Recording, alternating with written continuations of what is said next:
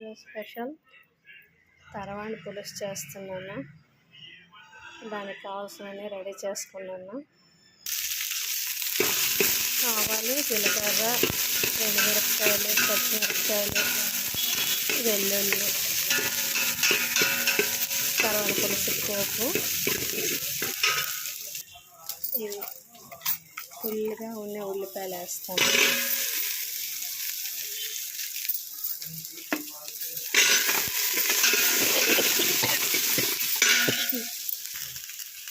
వెల్లుల్లిపాయలు ఫుల్గా ఉండేవి, ఎర్ర తెల్లుల్లిపాయలు ఫుల్గా ఉండేవి.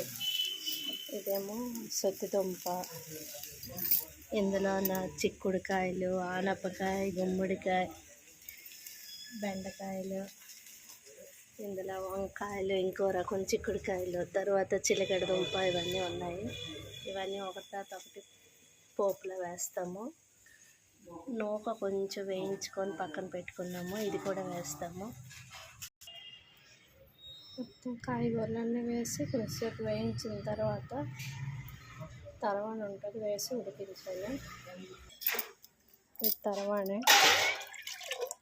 ఇది ఎప్పుడూ ఉంటుంది. అదే లక్ష్మీ చారు అంటారు, మజ్జిగ చారు, తరవాణి పులుసు అంటాము. ఇంకా వేయడమే. ఇంకా మొత్తం ఉడికిపోయిన తర్వాత సూపర్ ఉంటుంది. ఎన్ని రోజులైనా ఉంటుంది. నూకలు ఉంటే నూకలు వేయచ్చు, నేనేమో బియ్యపు రవ్వ వేయించి వేసాను. ఓకే,